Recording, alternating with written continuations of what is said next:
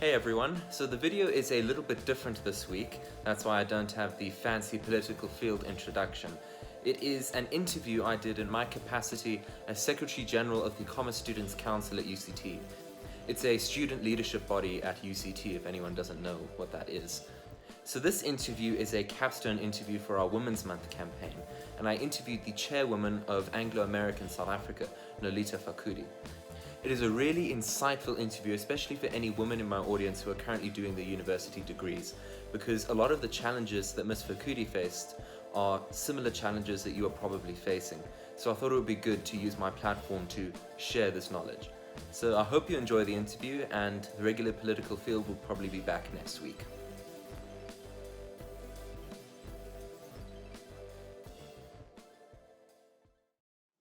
Good evening to all of our wonderful commerce students joining us today. My name is Matthew Field, and I'm the Secretary General of the Commerce Students Council. Joining me today is Ms.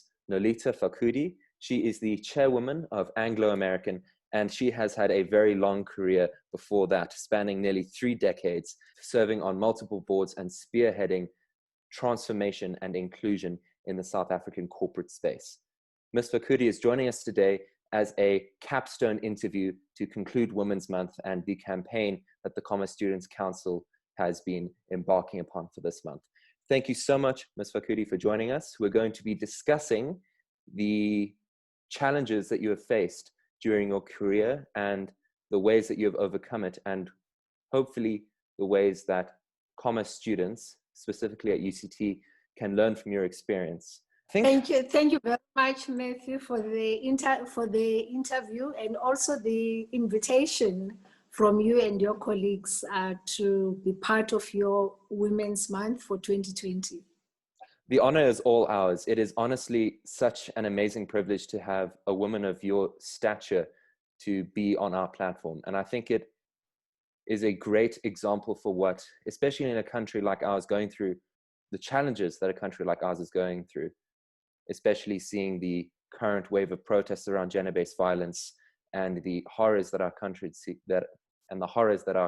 is experiencing there. And having someone like you come on an interview for us just shows that breaking the glass ceiling is possible, and it stands as a precedent that future graduates coming out of the commerce faculty at UCT can point themselves towards to say, hey, I can achieve this too. And that is incredibly important for young women graduating in 2020 and going forward. So I think the best way to start any story is at the beginning. And you came from a very humble upbringing, but it was unique in the sense that it's described as a matriarchy by yourself in your book, Boardroom Dancing. I was a bit clumsy. I forgot to mention that you also written an amazing book, which you should all read, by the way. I'll put an image of it up after when I'm editing this. It's called Boardroom Dancing, and it begins by describing your early life as a matriarchy. You know, your mother and your grandmother. Your mother was a businesswoman, and it was a really inspiring story. So do you just want to talk to us a little bit about how that enabled you to become a success later in life because you had that example? Well, Matthew, I started working formally, I always say, when I was 8 years old in my mother's shop, because I had my daily chores of having to go and open the shop up at around 5:30 in the morning to open for the bakery to come and drop the bread. And then my mother would then at 6 o'clock catch a lift with the bakery truck to town so that she could be on time for the fresh produce market to buy vegetables for the shop, and then would need to be back before 8 o'clock in the morning because she was a school teacher as well. And then I was kind of the in-between, opening for the bakery and then handing over to the lady who was helping us in the shop. Because at the time, my father had passed away 6 months before, and my mother, widowed at 28 years old, had to make sure that she kept things going. So I think my foundation of being in business and keeping going started then. It is really an inspiring story. What I'd like to know is, for students that haven't had that initial spark, that initial light that has told them that this is possible, and that initial introduction to the business world, what would you say is a way that students, especially women students just starting out at university, can get a taste of that to see that it is possible? Where would you direct them? I think more than the business part of my upbringing, Matthew, it's the discipline that my mom put in place with me, and the foundation of saying, you've got to commit to something, deliver what you were meant to deliver, and more importantly, be part of the team. And so even as early as then, even though for me it was very tough, and I talk about it in the book, how I used to complain, and I even complained to my aunt, believing that my mom was just really a terrible mother at the time, for making me work so hard. But the point is, I reflect back to that time, and I realized then that the discipline that she had helped me with, of being tenacious and making sure that I commit to what I start, is something that has helped me throughout my career. Also, more importantly, it's the point of saying, you make do with what you've got, because my mother had also, as a 28-year-old, the challenges of having family and other people saying, why don't you just give up either teaching or the business? Probably just go and become a teacher, and then you can look after your children. But she wanted to do everything, because my grandmother, prior to her running the business, had been the one who was running the business. So that can-do attitude from my mom has helped me a lot. When you were growing up, it wasn't just, there were many factors that could have been said to be holding you down. You grew up, post 1976, in what can be described as the worst days of apartheid, as a woman, as a Black woman. And there were so many things that could have prevented you from succeeding. So what my question to that would be, is discipline and tenacity enough? Is that enough to help someone overcome the severe adversities that you faced?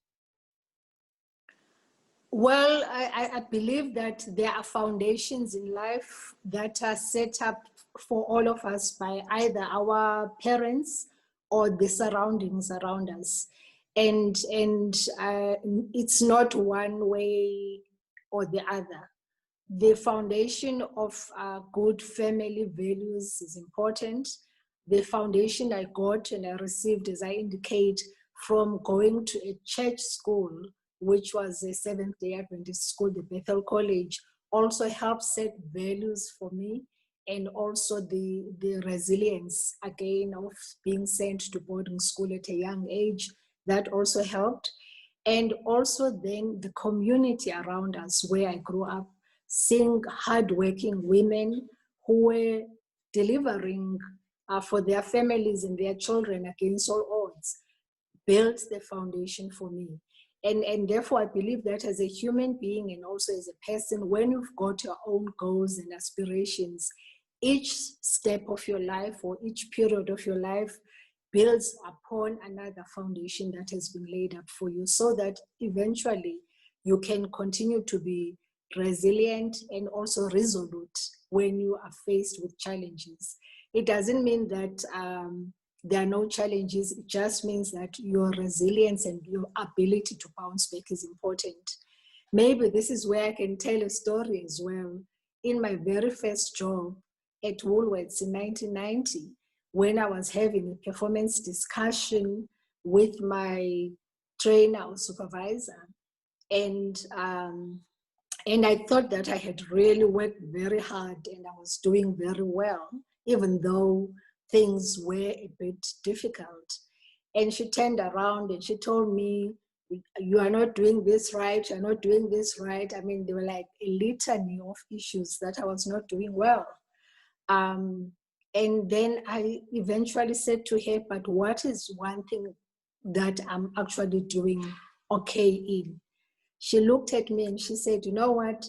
At least you are tenacious. You bounce back. It doesn't matter what we throw at you, you still bounce back. And I've just always kept that because, again, as you can imagine, starting work as a Black young woman in corporate South Africa 30 years ago was not easy. No, it couldn't have been easy. So just to, now that we've spoken about your ventures into the corporate world, I think it's just good to bring up a bit of your CV. So you've worked in major South African corporations such as Woolworths, Nedbank, and Sasol in very high positions in those corporations. And so what I think would be valuable to my audience to gain from that is, to what extent have these corporates embraced transformation, and how does a woman in a historically sexist and currently sexist country like South Africa navigate these corporate spaces that can often be exclusionary? So, Matthew, there are probably 4 key areas that for me have been very important, and they continue to come through as themes. The first one has been that I joined companies that had stated company values that they had put up as something they aspire towards. And those values are universal values most of the time, because you find that companies will say customer focus, stakeholder involvement, people important, integrity or honesty, and such like values. And I often found that with those values, the leaders in those companies most of the time aspired to be visible leaders who showed that they lived and embraced the values. And so when I came in, and some of us came into corporate South Africa during that period, we were able to challenge the organizations that we were operating within based on those values. So values are important. The second aspect for me has been around the point of making sure that you need to know who you are, what your values are, your principles as a person, and what you stand for. Because then as you navigate your career along the line, you would know what are the non-negotiables for you when it comes to values. And if you come across situations where people are either treating you the way that you believe you should not be treated, whether it's sexist or racist, or even just general patriarchy, you are able to challenge it in a way that is aligned to your own personal values. The third one for me has been the importance of having mentors in your life. And mentors can be formal or informal. And in the book, I talk about the various people who mentored me at the time, because again, 30 years ago, the senior leaders in the organization were mostly men and also white men. In fact, we used to say it's a white Anglo-Saxon men that you would find in the companies that I worked in.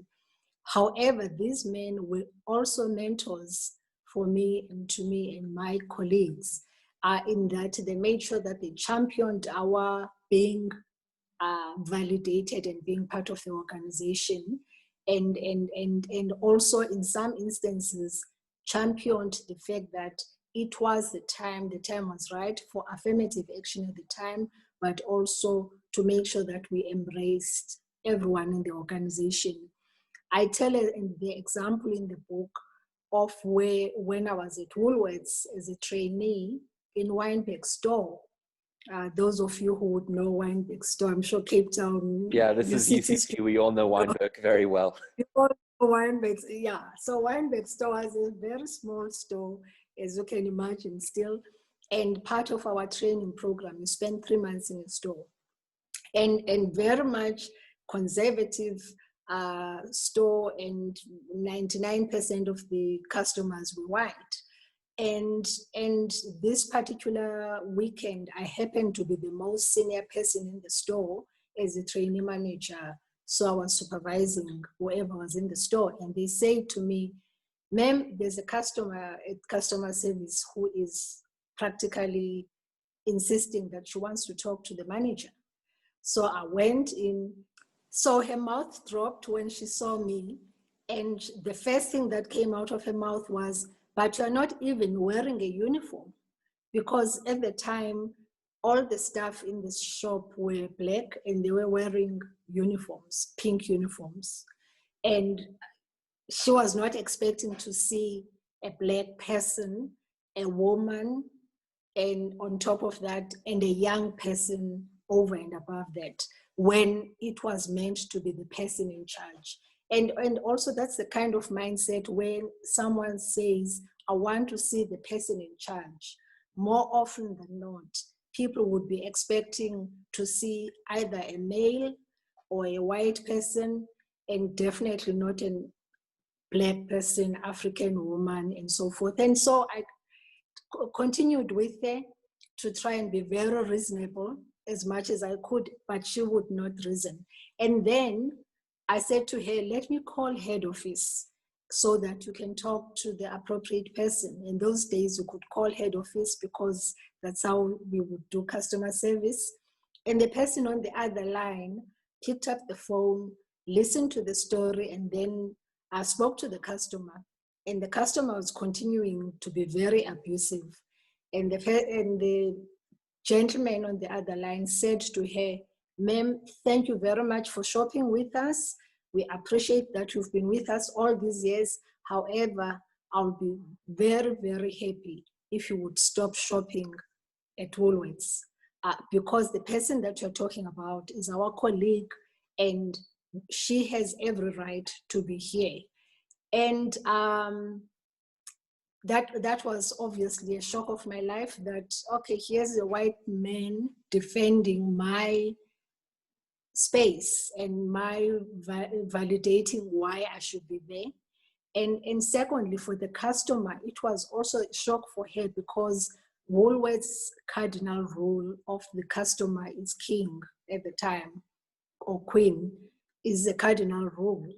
And it was a shift for the whole organization to hear that kind of an experience that had happened.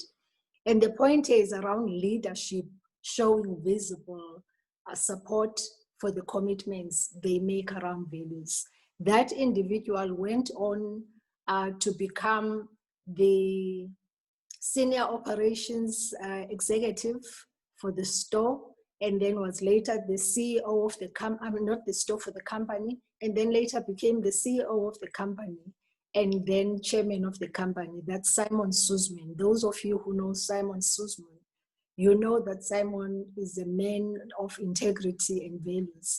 But again, it's back to the issue of saying the values and also company living, and leaders visibly demonstrating that they live and lead with values. The fourth point I wanted to talk to was also around your own personal development, because in some instances you find that companies were not so keen to develop you because they think that you are not ready for a particular development.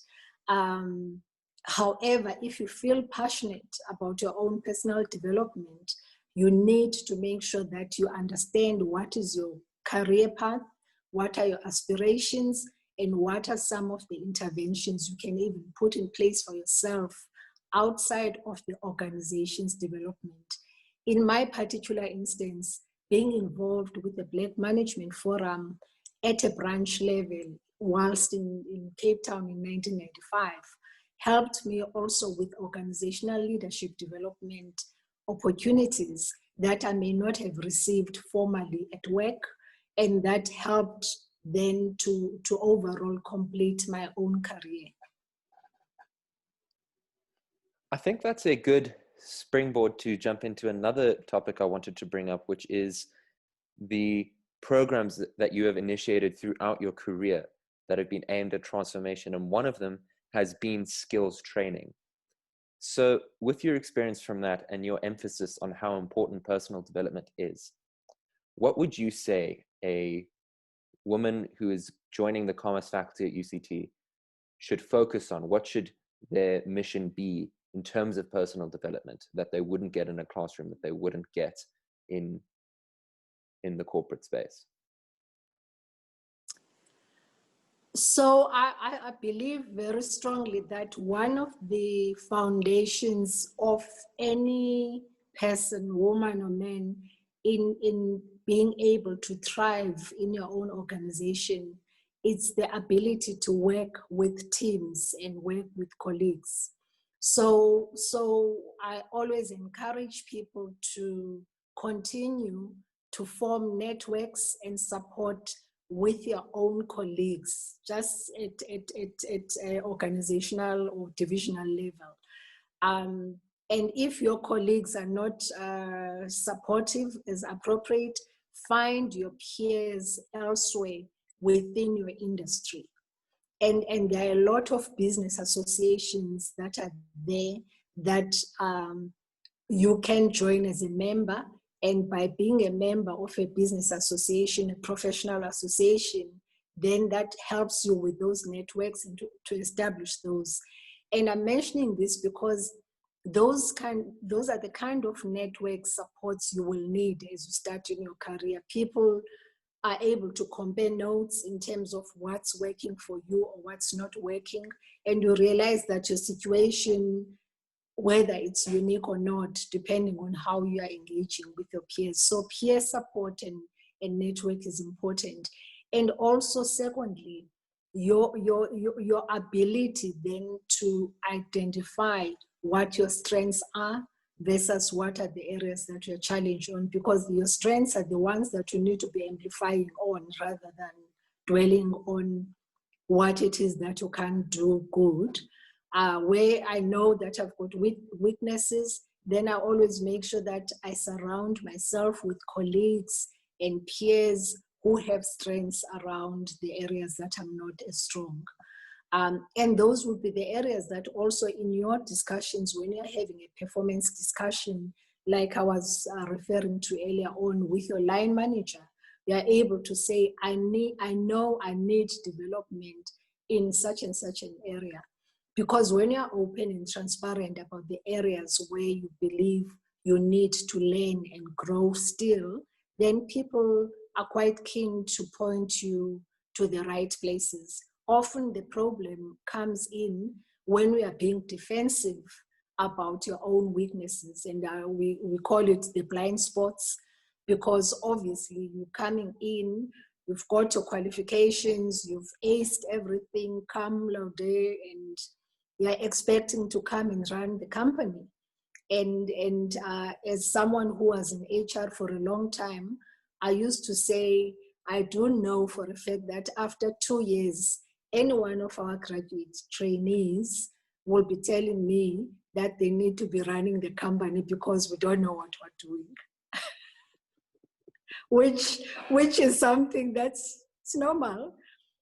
But then that energy has got to be channeled into a positive way where you are able to say, how do I support the company in a way that the leaders can take in the kind of advice that I'm giving and turn it into positive, rather than you coming in and saying everyone is wrong, and I'm the only one who knows what to do. But again, having been young, all of us, we do know that we see the world differently.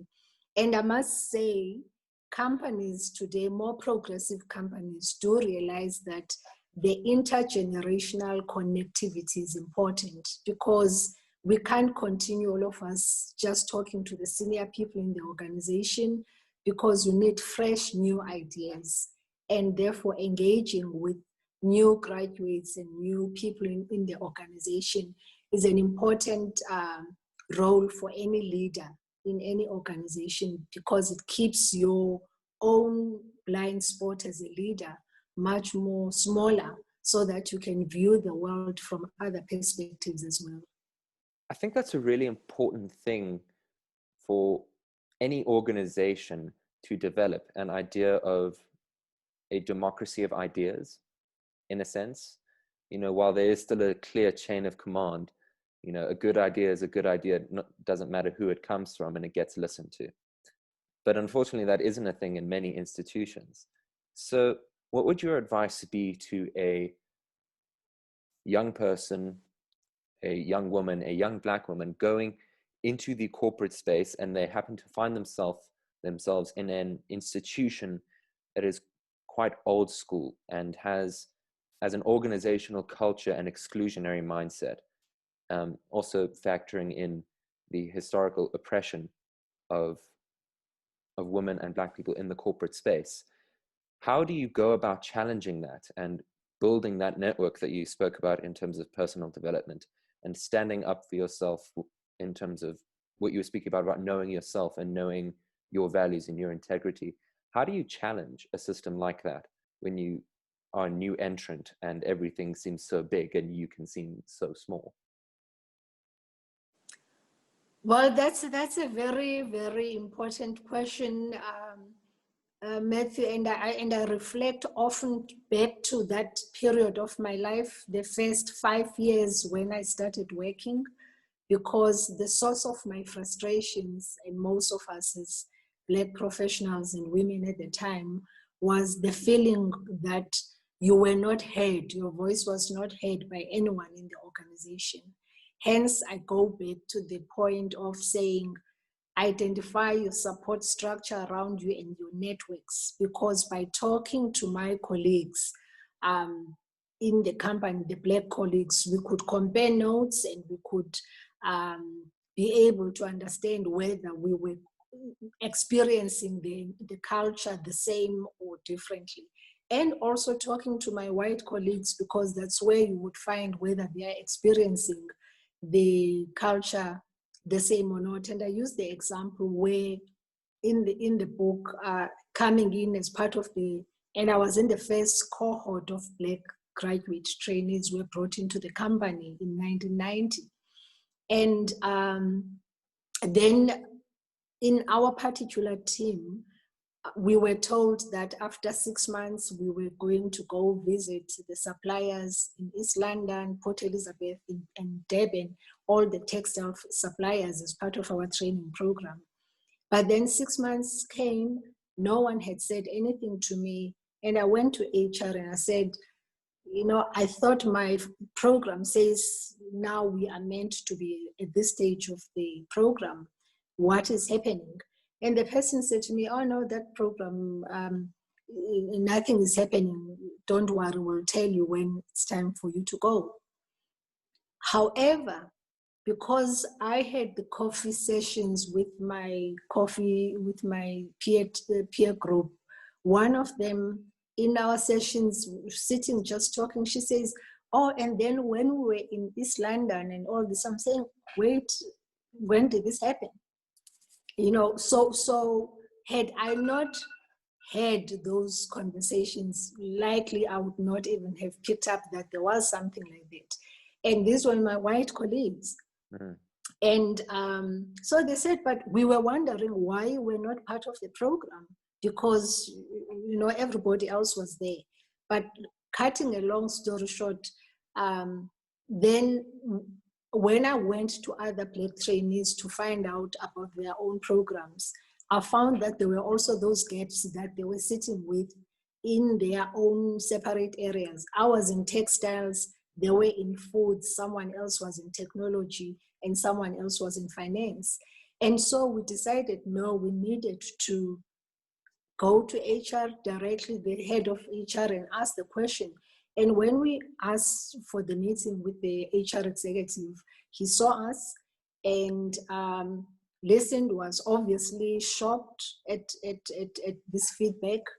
And then a few days later, he called me and said, can you please come and talk to me? And two things which he mentioned, which stayed for me forever. One was, how much do you like your car? I said, my car? I said, I like my car. He says, no, I need to know how much do you like your car? How much do you like your job? So I like the job. He says, but do you like your job enough not to challenge when senior people are in front of you. I said, no, I would challenge anyone. So he said, okay, I want you and 3 of your colleagues to come and present to our board and tell them the experiences that we are having. So what was he saying? He was saying, how principled, how passionate are you about these issues? Are you not going to go there and then end up, when you're in front of an audience, feel that you are not able to speak truth to power, as we say in these days, but at the time we didn't call it speaking truth to power. But he was offering us a platform to go in and talk to the team, to the board. And when we got that opportunity, obviously the 4 or 5 colleagues of us, we went there to talk about the different experiences that we had. We were prepared, we had done our homework, we knew where the areas of challenge were in the organization, and we put the problem back, the solution back into the organization and said, based on your values, we believe that this company is not demonstrating those values in the way we are experiencing them as Black people and as women. And that was a turning point, because it's the question of how I often say to young leaders in any institution, how you deal and address the issue will give you the best results than the what. Often the what, we know what is wrong, it's the how.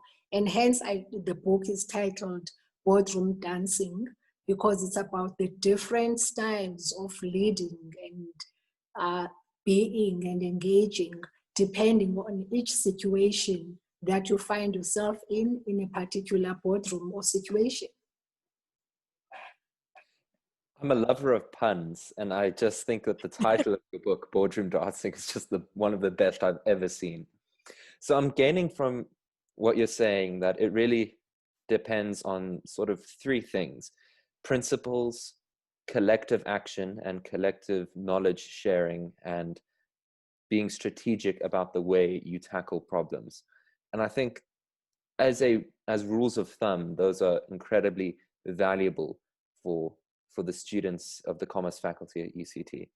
So I think just to start wrapping up our conversation, because I've kept you for a long time already, and you're an incredibly busy woman, I think I'd just like to talk about this idea that you address in the later chapters of your book, which is this wait your turn mindset that is often adopted in terms of transformation, where out of all the groups that have been oppressed in our country's history, in terms of who gets the benefits of transformation, women are often left last, and particularly Black women are often left last.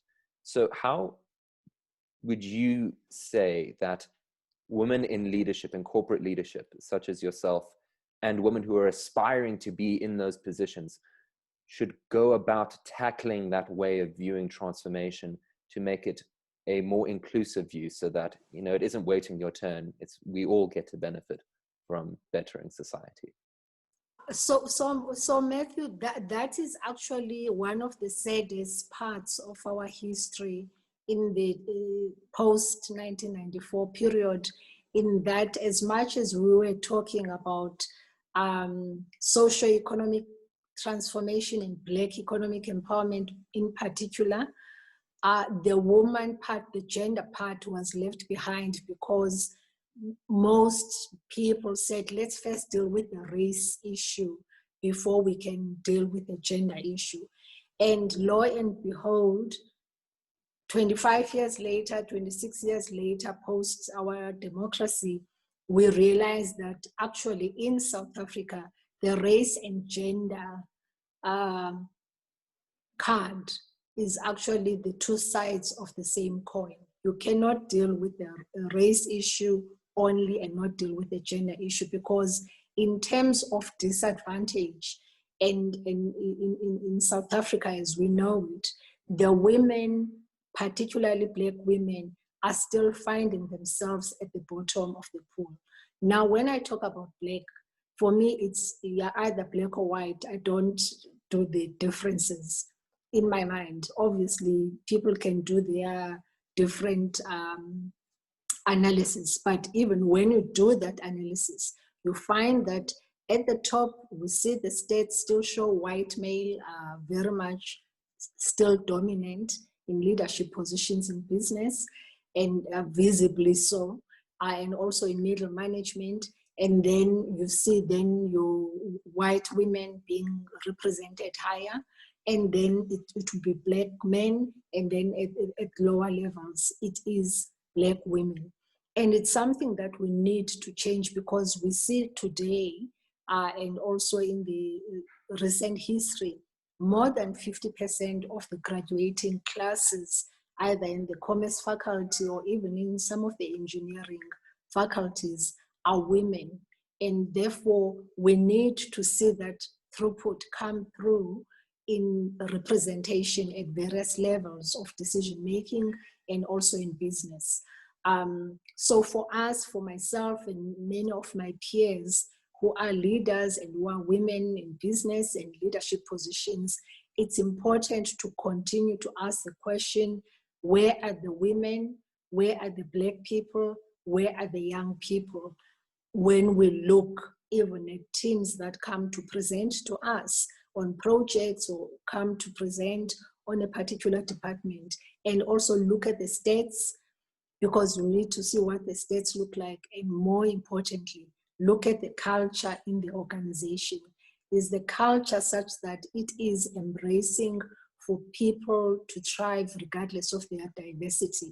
And for us as leaders, that's why I keep on coming back to the values, because the values will influence the behaviors that create the culture in the organization. And that culture should be a culture that is inclusive, should be a culture that many people are able to identify with, so that they can be able to perform to their fullest capacity.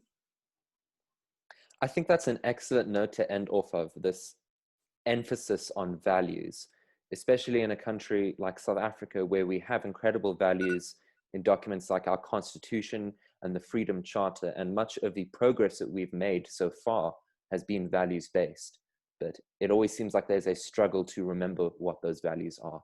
Thank you so much, Ms Fakude, for joining us. It has been a really insightful, I think it's nearly 40 minutes. We went a bit over, but I think it was well worth it, because I know I learned a lot, and I'm sure my constituents learned a lot.